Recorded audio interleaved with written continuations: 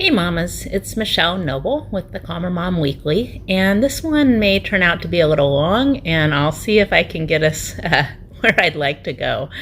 I opened up this email today from a really amazing Access Consciousness facilitator, Emily Evans Russell, and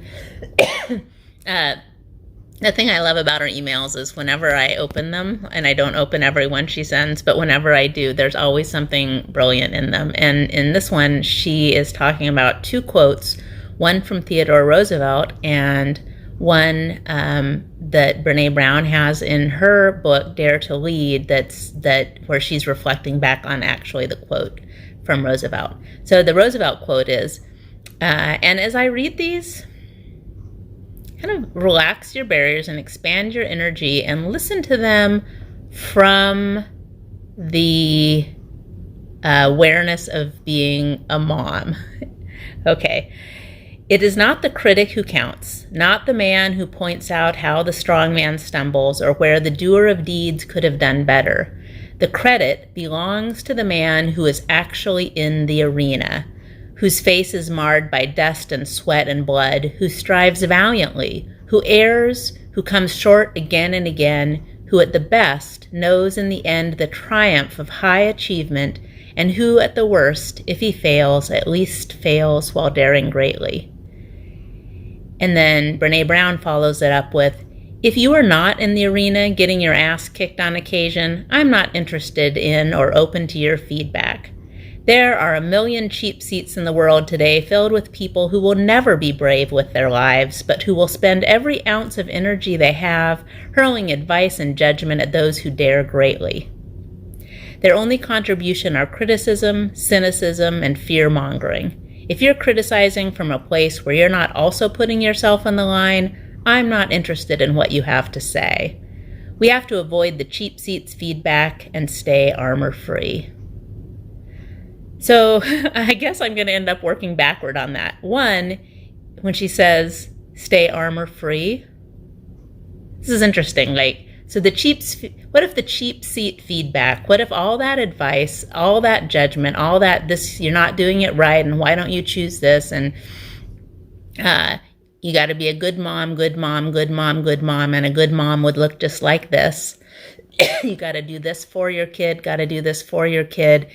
Gotta be right, get it right, or you're hurting your kid. All that cheap seat feedback is specifically designed to get you to a place of proving and resisting and disempowerment. What if none of that cheap seat feedback is actually designed to assist you or your child in achieving the greatness and the possibility that is there for the taking and there for the having. And that brings me back to the Roosevelt quote about being in the arena. And the thing I thought is interesting about this, or one thing that came up for me as I was reading this with that kind of mama goggles, pregnancy goggles, birth goggles, mama goggles on, is that there is a lot of, one is it is an act of courage. It is an act of bravery to choose to be a mom, to lean into that, to make a stand for your knowing and your child's value and your value, and strive valiantly and err and come up short again and again. If it even is coming up short, to have your face marred by the dust and sweat and blood and poop and throw up and morning sickness and sleepless nights and all the stuff, right? But the one thing about this is that, yes, acknowledge your courage, acknowledge your bravery, your strength, your willingness to be in the arena. And if you're still on this video, you're in the arena asking for something different than just being, the mom you're supposed to be, you should be. You're actually aware that there's a greatness in your motherhood and a greatness of possibility for your child that can only be reached through different channels, right? But the thing about that being in the arena, this imagery of the gladiator standing strong, is that it also is all about fight. And it really backs up the story that motherhood is a fight, is the mama bear, the going to battle for your kid, the making that kind of, in the world weary warrior woman who falls into bed at night, mascara smeared, sweat on her brow, stink in her pits, exhausted, right? That imagery of what motherhood has to be. And what if you could, yes, acknowledge your strength, yes, acknowledge your bravery, step fearlessly or terrified into that arena, but step in as a magician. Drop your armor, as Brené Brown suggests. You don't have to prove anything. You don't have to defend against anything. What if you could be the Mama Gandalf, I'm trying to remember the name of the fairy queen, or the elfin queen in the Lord of the Rings.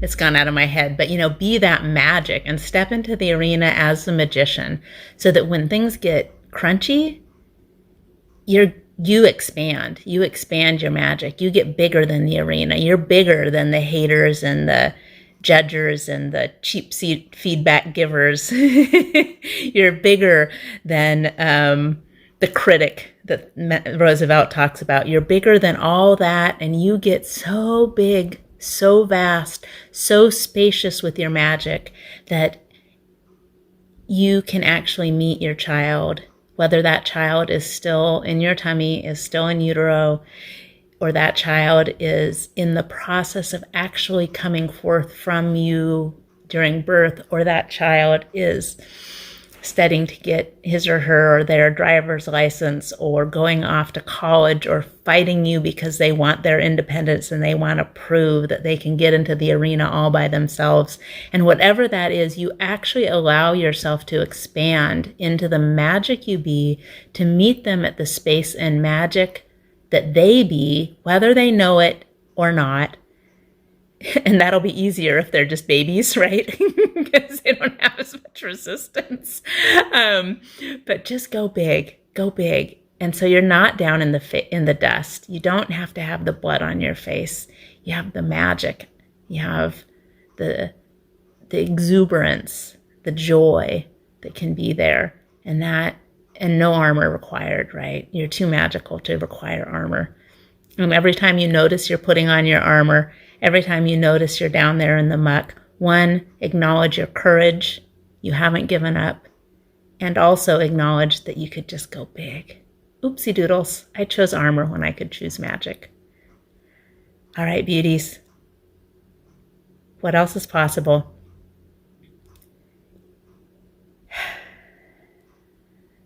What else is possible?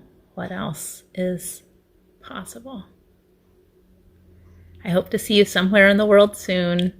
Feel free to go to my website if you'd like to schedule a free discovery session, calmermom.solutions, and have an amazing week. Thanks. Bye.